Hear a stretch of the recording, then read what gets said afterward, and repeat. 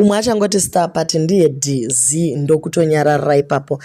Greatman akaitirwa star party ikasvika 2.3 US dollars pamwe chete naDoreen Masomera akapuwawo $5,000. Asi vanhu vazhinji vakafunga kuti Ketina acharwadziwa nazvo ndokubva ati aiwa ini ndakatofara zvikuru, uye akacontributa 30,000 stars neGhost. Welcome back to your channel. Please don't forget to like and subscribe.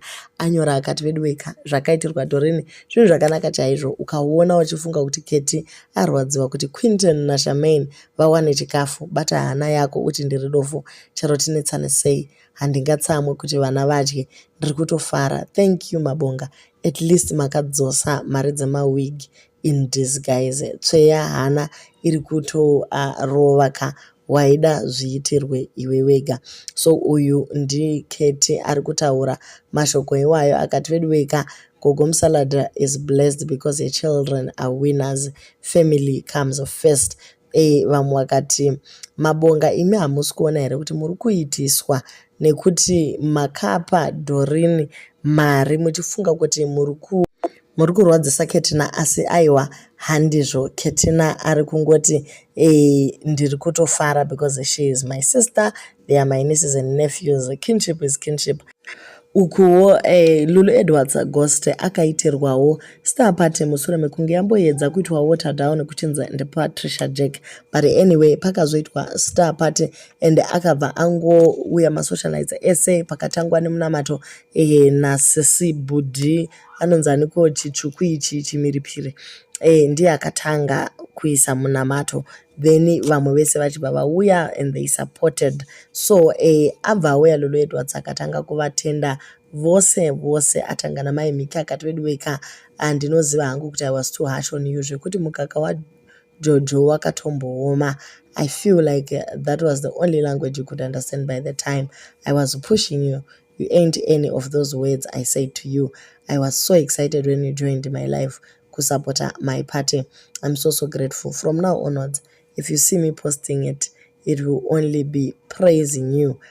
Ko ari sei Jojo akavhugwa zheve, ko imi hamusatiwo moda kuwa murume here nguva yareba. So uyo ndi Lulu Edwards ari kufara zvikuru nezvaakaitirwa kustar party uko. Aigara achitukana naSisi naMadumbe Diaries naye but azosvika pakuona kuti no guys, let love lead. Kubasa vanhu vanongomufarira, people came through, they supported. Angasina kuisa kana face achitori kumakuva ikoko, but people still gave a Ghost account mare. Ndokudzoka zvakare kuna Sismeki akati vedwe komunomboziva here kuti kukutuka ikuya ndaitongoakirawo nyaya dzamazepe, ndakafara zvikuru makaita party yangu inakidze. You looked so beautiful in that dress. Pamaizunze paya masters aita kumwaiwa mufunge. Thank you so much. So Sismeki was also part of the people vaivepo zvakare pastar party ipapo, vakazunza vakajamba vakadaro zvikafamba zvakanaka.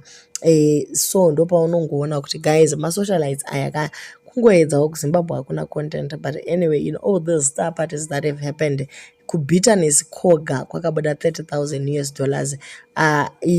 Dzimwe dziri kuitwa idzi guys kuchine mama upcoming, kune yaSismeki iri kufanira kutevera Tete Mildred zvakare vari kuti vedway kandaiwo masters.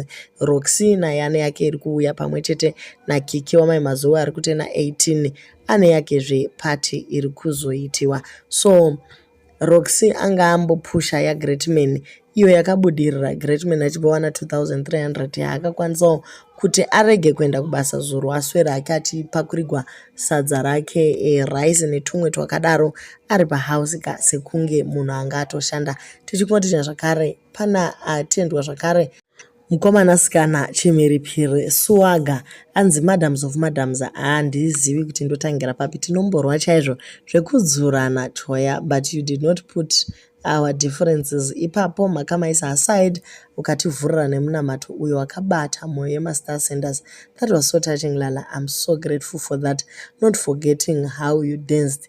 It was amazing. Vari kutendwa vose asi chikuru president ndo vatendwa kukanzi my doms ndakakubvarirai chaizvo for 3 good years, of which I'm not proud of that, but you put a hold on your busy schedule mukaita kuti party yangu inakidze. I really appreciate you.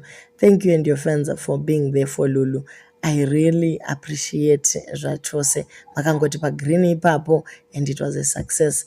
I don't know if I'm gonna stop insulting you in future, but anyway tinotenda nezvese zvamakaita.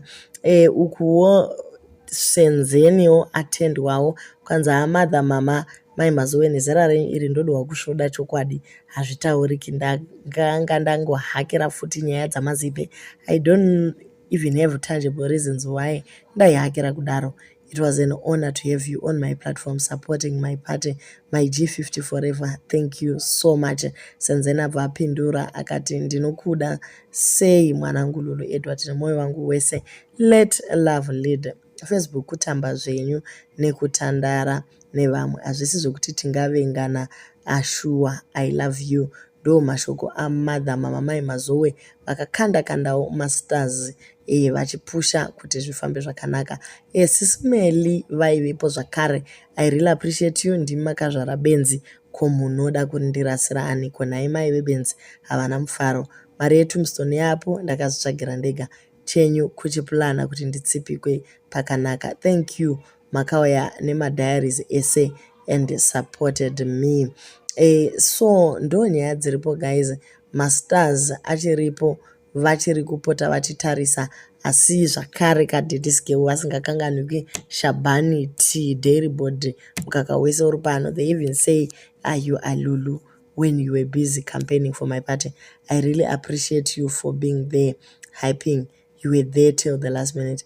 A lot of people gave you screenshot of where I was dissing you so that you will stop supporting me, but it didn't matter because you knew me very well. Ndakafamba almost every socialite. Okay, back to my story. Thank you PJ, I love you so much. Okay guys, so vaswedera kutenda vanhu one by one ndokuzouya pana changamire is peaceful ndokuti ndakambosimudza chaizvo ukasvika pakundibloka for 3 years ndakatuma dunhu kuzosvitsa shoko kuti ndiregererewo and you did. Fungi now ndaakunzi we are related. What an honor. I love you my sister. Thank you for showing up and you did wonders to my party. So ndozviri kuitika mumastreets umu guys. Vanhu vari kupa masters kuratidza kuti they appreciate masocialites avo. Kune dziri kuuya dzana muchegwa nevamwe vakadaro and Great Man is very very grateful for everything that people did.